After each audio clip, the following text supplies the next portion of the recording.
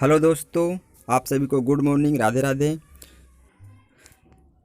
तो आज की इस वीडियो में हम जो बीएससी पार्ट थर्ड का जो ऑब्जेक्टिव फिजिक्स का पेपर होता है, फिजिक्स फर्स्ट पेपर का यानी जो फिजिक्स फर्स्ट पेपर है फिजिक्स थर्ड ईयर का, जो पहला चैप्टर है फ्रेम ऑफ रेफरेंस।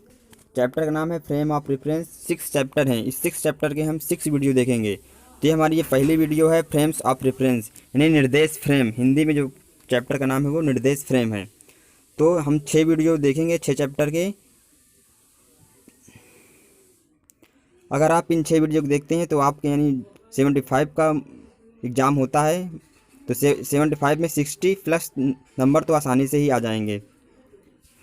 जो चैप्टर का नाम है निर्देश फ्रेम। तो निर्देश फ्रेम किसे कहते हैं? तो जो निर्देश फ्रेम होता है यानी निर्देश फ्रेम वह फ्रेम है जिसके सापेक्ष किसी वस्तु की स्थिति अथवा गति बताई जाती है, तो वह निर्देश फ्रेम कहलाता है। जैसे पृथ्वी के सापेक्ष अगर हम करेंगे तो हमारा निर्देश फ्रेम पृथ्वी हो जाएगा, या हम सूर्य के सापेक्ष करेंगे तो हमारा निर्देश फ्रेम सूर्य हो जाएगा। यानी जिसके भी सापेक्ष हम बताएंगे कि कोई भी वस्तु गति में है या विरामावस्था में है तो वह उसका निर्देश फ्रेम कहलाता है। तो जो फ्रेम ऑफ रेफरेंस है वो उसका निर्देश फ्रेम कहलाता है। तो चैप्टर का नाम जो है निर्देश फ्रेम या फ्रेम ऑफ रेफरेंस इंग्लिश में इसको कहते हैं।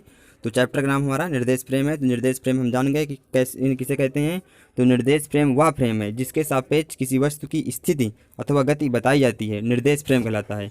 निर्देश फ्रेम 2 प्रकार के होते हैं। जो फ्रेम ऑफ रेफरेंस है 2 प्रकार के होते हैं। एक होता है जड़त्वीय, एक होता है अजड़त्वीय। जो जड़त्वीय होता है और एक होता है हमारा अजड़त्वीय।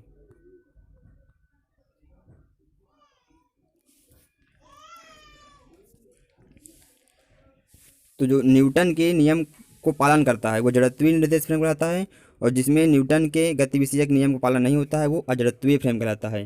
जड़त्वीय फ्रेम में जो असलरेशन होता है या त्वरण जो होता है वो 0 होता है, यानी अत्वरित होता है। जड़त्वीय फ्रेम में अत्वरित होता है यानी त्वरण उसका 0 होता है। तो ये हम चैप्टर के विषय में कुछ जान रहे थे। अब क्वेश्चन देख लेते हैं। जो फर्स्ट क्वेश्चन है, 2 निर्देश फ्रेमों में स्थित प्रेक्षकों द्वारा जो मापित वेग होते हैं, यानी 2 निर्देश फ्रेम हैं और इसमें जो स्थित है प्रेक्षक जो द्वारा मापित जो वेग होते हैं वो असमान होते हैं। तो वेग उसका असमान होता है। तो इसका फर्स्ट क्वेश्चन का ऑप्शन भी करेक्ट हो जाएगा। तो जो इस चैप्टर के जो निर्देश फ्रेम चैप्टर के जो इम्पोर्टेंट क्वेश्चन है वही क्वेश्चन हम इस वीडियो में देखेंगे। इसके बाहर से कोई क्वेश्चन नहीं आएगा।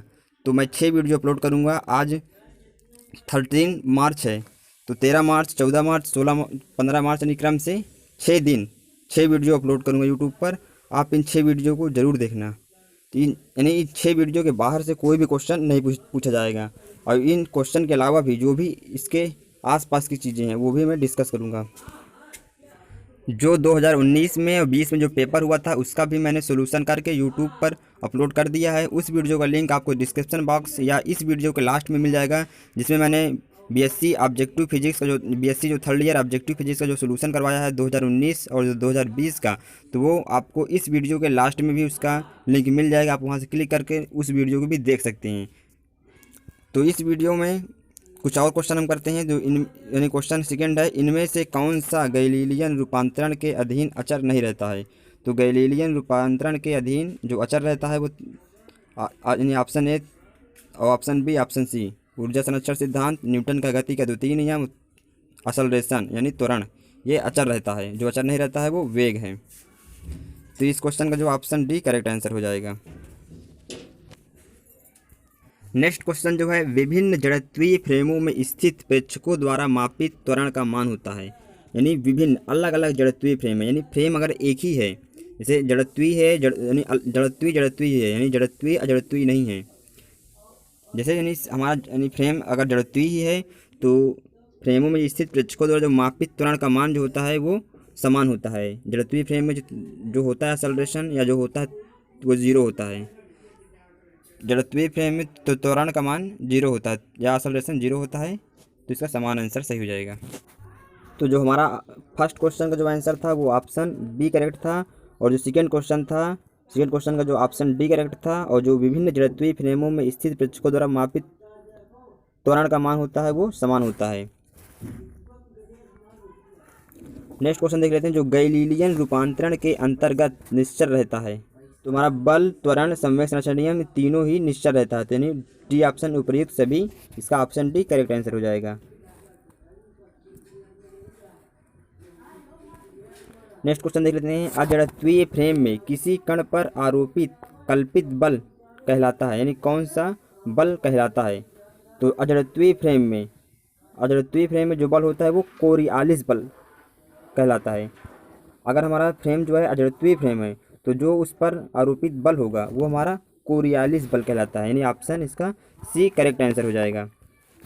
अब नेक्स्ट क्वेश्चन देख लेते हैं। एक प्रक्षेप से प्रेक्षित करने पर दूसरे प्रक्षेप की गति सदा होती है, यानी क्या होती है गति उसकी। एक प्रक्षेप से प्रेक्षित करने पर दूसरे प्रक्षेप की गति सदा सरल रेखीय में होती है, जिसका ऑप्शन सी जो है सरल रेखीय सही हो जाएगा। नेक्स्ट क्वेश्चन देख लेते हैं। ऐसा बल जो कि वास्तव में कोई कार्य नहीं करता परंतु केवल निर्देश फ्रेम के त्वरण के कारण प्रतीत होता है कहलाता है छद्म बल या स्यूडो फोर्स कहलाता है, जिसका जो ऑप्शन सी है छद्म बल वो सही हो जाएगा। नेक्स्ट क्वेश्चन देख लेते हैं। नेक्स्ट क्वेश्चन है। गुरुत्व के अधीन स्वतंत्रता पूर्वक गिरते हुए एक लिफ्ट में यम द्रव्यमान का कण विराम में स्थित है, इस पर आरोपित छद्म बल का मान होगा जो स्यूडो फोर्स है, यानी हमारी ये कोई लिफ्ट है, इस लिफ्ट में m मास का द्रव्यमान है, कण पर विराम में स्थित है, इस पर आरोपित छद्म बल का मान हो। जो छद्म बल होता है स्यूडो फोर्स ऊपर की तरफ लगता है हमेशा। तो ये नीचे आ रही है लिफ्ट तो इसका मास इधर mg हो जाएगा। इस फोर्स को इक्वल करने के लिए ऊपर जो होगा वो -mg फोर्स होगा, तो इसका जो करेक्ट आंसर हो जाएगा वो -mg, यानी ऑप्शन बी इसका करेक्ट आंसर हो रहेगा। तो इस क्वेश्चन का ऑप्शन बी -mg जो छद्म बल होगा या जो स्यूडो फोर्स होगा वो -mg होगा। माइनस मतलब ऊपर की तरफ, वो उसके अपोजिट लग रहा है। अगर वो लिफ्ट नीचे आ रही है तो उसके ऊपर की तरफ लग रहा है स्यूडो फोर्स या छद्म बल, तो ऑप्शन बी -mg सही हो जाएगा। नेक्स्ट क्वेश्चन है। कोरियालिस बल किसी कण पर तभी कार्य करता है जब यह कौन से फ्रेम में होता है, अजड़त्वीय फ्रेम के सापेक्ष गति करता है। तो जो कोरियालिस बल किसी कण पर तभी कार्य करता है जब केवल यदि यह अजड़त्वीय फ्रेम में है तभी ये गति करता है, तो जो इसका ऑप्शन हो जाएगा ऑप्शन बी अजड़त्वीय फ्रेम इसका करेक्ट आंसर हो जाएगा। नेक्स्ट क्वेश्चन है। कोरियालिस बल कण के वेग के अनुक्रमानुपाती होता है, जिसका ऑप्शन बी जो है करेक्ट आंसर हो जाएगा। यहाँ बी ऑप्शन अनुक्रमानुपाती इसका करेक्ट आंसर हो जाएगा। जो कोरियालिस बल का जो फार्मूला होता है, फार्मूला भी मैं डिस्कस कर दूं, तो जो कोरियालिस बल होता है सिर्फ अजड़त्वीय फ्रेम में ही लगता है। तो कोरियालिस बल को हम FC से नोट करते हैं, तो FC = -2m, m यहाँ पे मास है और कोष्टक में हो जाएगा वेक्टर ओमेगा यानी कोणीय वेग इंटू वेक्टर dr/dt। ये हमारी वेलोसिटी हो जाएगी, वेक्टर dr/dt वेलोसिटी हो जाएगी और ओमेगा जो है कोणीय वेग हो जाएगा या मास है। ये कोरियालिस बल का फार्मूला होता है, आप इसको याद रखना, कोरियालिस फोर्स का फार्मूला। तो इस क्वेश्चन जो था कोरियालिस बल कण के वेग के अनुक्रमानुपाती होता है। जो वेक्टर dr/dt था वो वेग हो जाएगा, तो यहाँ अनुक्रमानुपाती ऑप्शन बी करेक्ट आंसर हो जाएगा। नेक्स्ट क्वेश्चन देख लेते हैं। जड़त्वीय फ्रेम होते हैं, जड़त्वीय फ्रेम अत्वरित होता है, यानी यहाँ त्वरण 0 होता है, एक्सेलरेशन 0 होता है, तो ऑप्शन बी करेक्ट आंसर होगा। जो इस क्वेश्चन का जो आंसर हो जाएगा वो ऑप्शन बी इसका करेक्ट आंसर हो जाएगा, अत्वरित। तो नेक्स्ट क्वेश्चन है हमारा। एक त्वरित फ्रेम होना चाहिए, तो इसका जो ऑप्शन हो जाएगा अजड़त्वीय। तो जो इस क्वेश्चन का आंसर हो जाएगा अजड़त्वीय हो जाएगा। और जो नेक्स्ट क्वेश्चन था जड़त्वीय फ्रेम होते हैं अत्वरित। देख लेते हैं। नेक्स्ट क्वेश्चन है। निम्न में से कौन गैलीलियन रूपांतरणों के अंतर्गत परिवर्तित होता है। तो वेग ऑप्शन बी है, त्वरण न्यूटन के गति के नियम सी ऑप्शन है, डी ऑप्शन है संवेग संरक्षण के नियम। तो गैलीलियन रूपांतरण के अंतर्गत परिवर्तित होता है तो वो हमारा है वेग जो है। निम्न में से कौन गैलीलियन रूपांतरणों के अंतर्गत परिवर्तित होता है, तो हमारा वो जो वेग होता है वो परिवर्तित होता है। और बाकी जो हैं option B, option C, option D संवेग संरक्षण के नियम, न्यूटन की गति के नियम, त्वरण, ये सब परिवर्तित नहीं होते हैं। इस क्वेश्चन जो ऑप्शन एक इसका करेक्ट आंसर था। और जो इसके ऊपर क्वेश्चन था एक त्वरित फ्रेम होना चाहिए, तो त्वरित फ्रेम जो है वो अजड़त्वीय फ्रेम होता है। नेक्स्ट क्वेश्चन देख लेते हैं। एक अधिकल्पित बल पिंडों पर वास्तविक रूप में कार्य करता है। ऑप्शन बी है फ्रेम के त्वरण के कारण प्रतीत होता है। ऑप्शन सी है महसूस नहीं किया जा सकता। ऑप्शन डी है इसकी दिशा सदैव केंद्र की ओर होती है। तो इसका जो ऑप्शन बी है फ्रेम के त्वरण के कारण प्रतीत होता है। तो अधिकल्पित बल यानी जो अजड़त्वी है वो फ्रेम के त्वरण के कारण प्रतीत होता है। जो नेक्स्ट क्वेश्चन देख लेते हैं, जिस फ्रेम में न्यूटन के नियम लागू होते हैं वह फ्रेम कहलाता है। तो जड़त्वीय फ्रेम कहलाता है। जिस फ्रेम में न्यूटन के नियम लागू होते हैं वो जड़त्वीय फ्रेम कहलाता है, और जिस फ्रेम में न्यूटन के नियम लागू नहीं होते हैं वो अजड़त्वीय फ्रेम कहलाता है। इसलिए इसका जो ऑप्शन ए है करेक्ट आंसर है, जड़त्वीय सही होगा।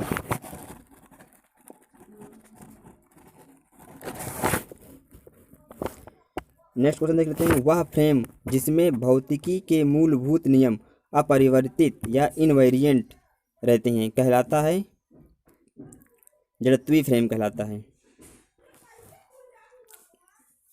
इसका ऑप्शन बी करेक्ट आंसर हो जाएगा। नेक्स्ट क्वेश्चन देख लेते हैं। जो नेक्स्ट क्वेश्चन है, वास्तव में कोई भी वस्तु जो घूर्णन करती है जड़त्वीय निर्देश फ्रेम में नहीं होती है।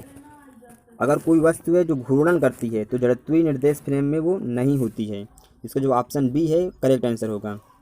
नेक्स्ट क्वेश्चन देख लेते हैं, जब द्वितीय निर्देश फ्रेम प्रथम के सापेक्ष एक्स अक्ष की धन दिशा के अनुदिश गति करता है तो गैलीलियन समीकरण होते हैं। तो जो गैलीलियन समीकरण होता है वो एक्स डैश की वैल्यू होती है एक्स माइनस बी टी होता है, ये तो सही है। और वाई डैश की जो वैल्यू होती है वो वाई होती है। और यहाँ पे जो सी ऑप्शन है वाई की वैल्यू 1/y डैश नहीं होती है। तो इसका ऑप्शन सी तो गलत हो गया। ऑप्शन ए इसका सही है। अब देख लेते हैं ऑप्शन बी। ऑप्शन बी में जो जेड डैश की वैल्यू होती है वो जेड होती है और टी डैश की वैल्यू टी होती है। यानी ऑप्शन ए और बी दोनों ही सही हैं इस क्वेश्चन के आंसर। तो ऑप्शन डी जो कह रहा है ए व बी दोनों, तो इसका ऑप्शन डी सही हो जाएगा। यानी जो गैलीलियन जो समीकरण होते हैं, तो जो गैलीलियन समीकरण है वो एक्स डैश की वैल्यू जो होती है एक्स माइनस बी टी होती है, वाई डैश की वैल्यू जो होती है वाई होती है, जेड डैश की वैल्यू जेड होती है, टी डैश की वैल्यू टी होती है। गैलीलियन समीकरण ये सारे हैं। इस क्वेश्चन का जो ऑप्शन डी है ए व बी दोनों सही होंगे। नेक्स्ट क्वेश्चन देख लेते हैं, निम्न में से कौन सा निर्देश फ्रेम जड़त्व के नियम का पालन करती है। जड़त्व के नियम का पालन जड़त्वीय फ्रेम करता है। जिसका जो ऑप्शन ए है जड़त्वीय सही हो जाएगा। नेक्स्ट क्वेश्चन देख लेते हैं, पृथ्वी से दूर तारों में कौन सा फ्रेम स्थित होता है। तो पृथ्वी से दूर तारों में जो जड़त्वीय फ्रेम स्थित होता है। तो पृथ्वी से दूर तारों में कौन सा फ्रेम स्थित होता है। तो घूर्णी नहीं होता है, ऑप्शन बी भी नहीं होता, ऑप्शन सी भी नहीं होता, ऑप्शन डी जो है जड़त्वीय। तो ऑप्शन डी इसका करेक्ट आंसर होगा, जड़त्वीय। नेक्स्ट क्वेश्चन देख लेते हैं, वे निर्देश तंत्र जिसमें न्यूटन के प्रथम व द्वितीय नियम का पालन नहीं होता है तो वो कहलाते हैं अजड़त्वीय। जिसमें पालन होता है, जिसमें न्यूटन के प्रथम व द्वितीय नियम का पालन होता है तो वो जड़त्वीय कहलाता है, जिसमें नहीं होता है तो वो अजड़त्वीय कहलाता है। तो इस क्वेश्चन का जो ऑप्शन बी है वो सही हो जाएगा। अगर आप चैनल पर पहली बार आएँ तो चैनल को सब्सक्राइब जरूर कर लेना। ऐसी ही इस पर वीडियो आती रहती हैं। तो ये पार्ट यानी फर्स्ट चैप्टर था फ्रेम ऑफ रेफरेंस या निर्देश फ्रेम, जिसका जो सेकेंड चैप्टर है 6 चैप्टर हैं। फिजिक्स फर्स्ट पेपर में 6 चैप्टर हैं। 6 चैप्टर की वीडियो नेक्स्ट दिन आती रहेंगी। तो ये फर्स्ट वीडियो है, सेकेंड वीडियो कल तक अपलोड हो जाएगा यूट्यूब पर। तो आप बेल आइकन जरूर प्रेस कर देना ताकि आपको उसका नोटिफिकेशन मिल सके। ये 6 वीडियो बहुत ही इंपॉर्टेंट है और जो इसके पहले मैंने 2019-20 का सोल्यूशन डाला है, क्योंकि ये सारे ही क्वेश्चन बहुत ही इंपॉर्टेंट है, एग्ज़ाम में हमेशा पूछे जाते हैं और पूछे जाएंगे भी इस बार 2021 में भी। जो नेक्स्ट क्वेश्चन हमारा, सभी त्वरित तथा घूर्णी निर्देश तंत्र होते हैं तो अजड़त्वीय होते हैं। जितने भी त्वरित तथा घूर्णी निर्देश तंत्र होते हैं वो अजड़त्वीय होते हैं। तो इसका ऑप्शन बी जो है सही हो जाएगा। जो जड़त्वीय फ्रेम होते हैं, जड़त्वीय फ्रेम अत्वरित होते हैं। तो इस क्वेश्चन का जो आंसर होगा ऑप्शन बी अजड़त्वीय, इसका सही हो जाएगा।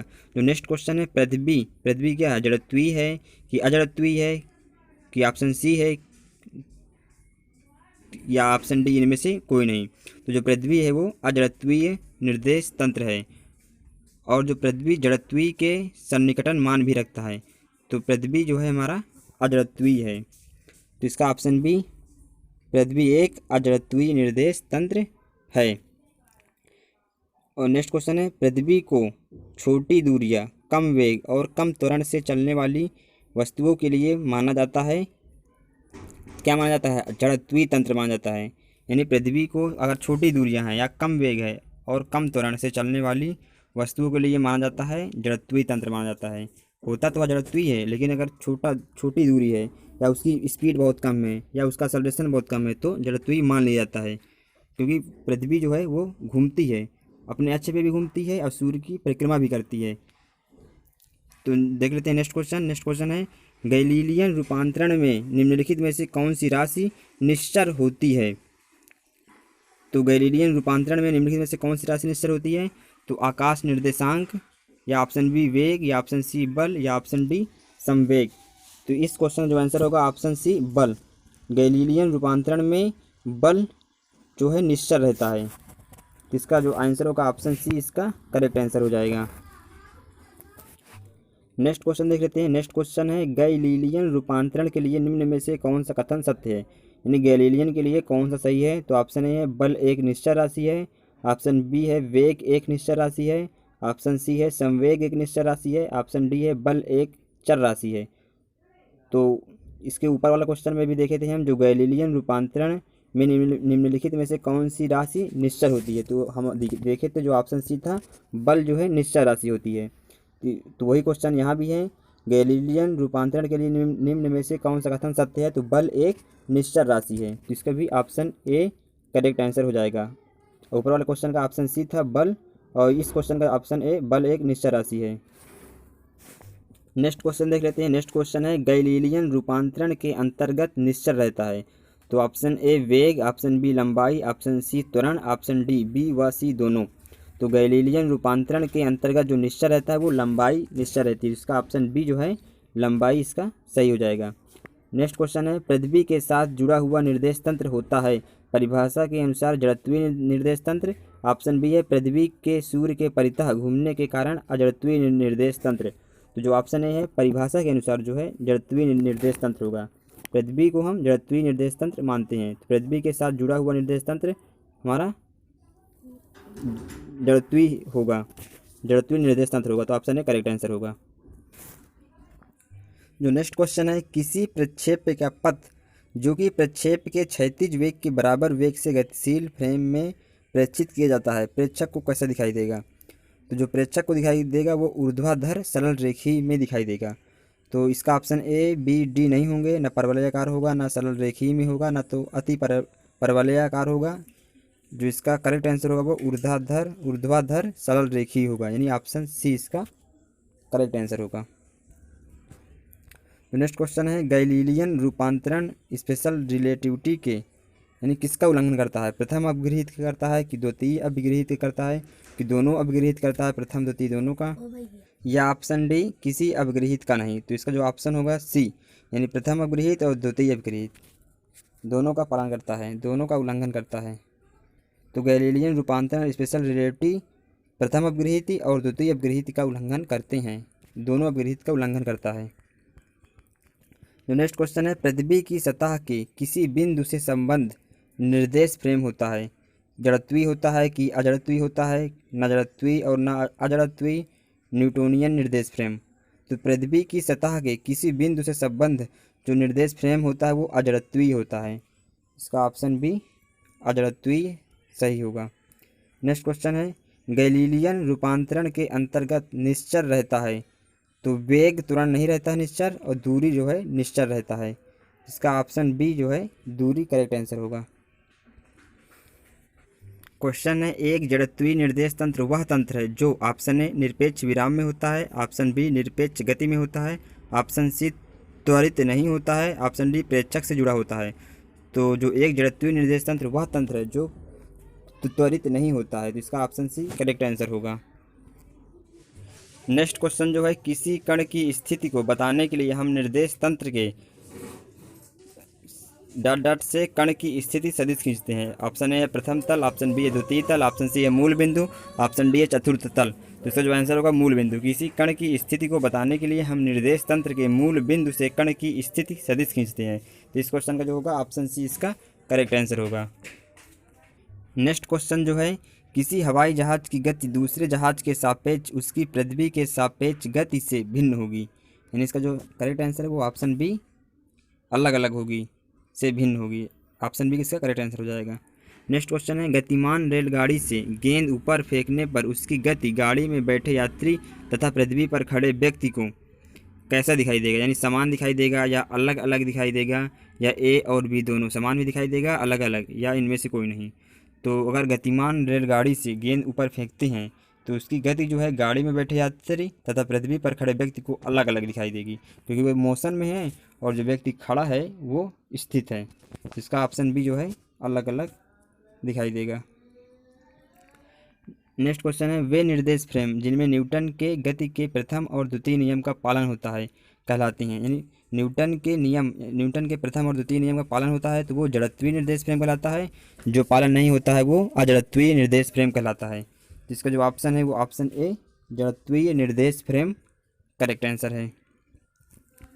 नेक्स्ट क्वेश्चन देख लेते हैं, यदि जड़त्वीय निर्देश फ्रेम की वस्तु पर कोई बल कार्य नहीं करता तो उसकी स्थिति होती है, क्या होती है? विराम होती है कि समान होती है, कि ऑप्शन सी है या ऑप्शन डी विराम और समान दोनों? जिसका जो है ऑप्शन डी विराम या समान।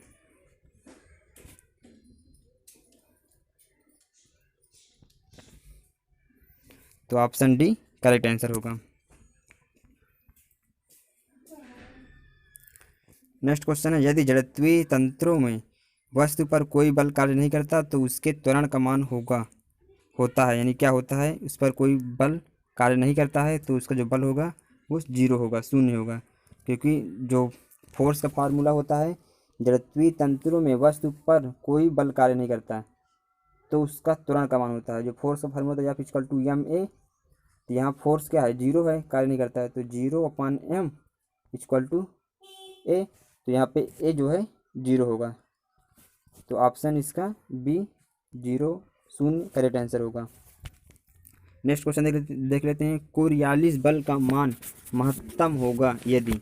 जो कोरियालिस बल का जो फार्मूला होता है FC इक्वल टू -2m कोष्टक में vector omega into vector dr/dt, तो ये परपेंडिकुलर होता है तब इसका मैक्सिमम मान होता है। तो यहाँ से हम थीटा निकालेंगे तो साइन थीटा इक्वल टू 1, यहाँ पे निकालेंगे तो यहाँ थीटा की वैल्यू 90 डिग्री आएगी। जब थीटा 90 आएगी तो महत्तम होगा, तो कोरियालिस बल का मान महत्तम होगा, तो यानी ऑप्शन डी साइन थीटा की वैल्यू जब 1 होगी तब। जिसका ऑप्शन डी करेक्ट आंसर हो जाएगा। नेक्स्ट क्वेश्चन जो है, यदि फ्रेम यस डैश का कोणीय वेग तथा कण का यस डैश के सापेक्ष रैखिक वेग समांतर हों तो कोरियालिस बल का मान होगा, क्या होगा? अधिकतम मान होगा कि न्यूनतम मान होगा कि 0 होगा या 1 होगा? तो इसका यानी तो वेग समांतर हो तो उसके कोरियालिस बल का मान समांतर है तो उसका मान 0 होगा। परपेंडिकुलर होते हैं तो अधिकतम होता है और समानांतर है तो 0। तो ऑप्शन सी इसका करेक्ट आंसर हो जाएगा। नेक्स्ट क्वेश्चन है, यदि कोणीय वेग वेक्टर ओमेगा तथा वेग वेक्टर बी परस्पर लंबवत हो तो कोरियालिस बल का मान होगा, क्या होगा? महत्तम मान होता है परपेंडिकुलर के लिए, लंबवत के लिए। इसका ऑप्शन बी करेक्ट आंसर हो जाएगा। महत्तम कब होगा? जब लंबवत होगा या थीटा की वैल्यू 90 डिग्री होगी, परपेंडिकुलर होगा, तब इसका महत्तम मान होगा कोरियालिस बल का। तो इसका ऑप्शन बी करेक्ट आंसर हो जाएगा। इस वीडियो में इतना ही। ये हमारा चैप्टर 1 था, फ्रेम ऑफ रेफरेंस, और सेकेंड चैप्टर जो है इसका अपेक्षिकता का सिद्धांत, थ्योरी ऑफ रिलेटिविटी पर वीडियो जल्द ही आएगा। तो आप वो वीडियो मिस मत करना। तो चैनल को सब्सक्राइब जरूर कर लें और बेल आइकन जरूर प्रेस कर दें। मिलते हैं आपसे नेक्स्ट वीडियो में।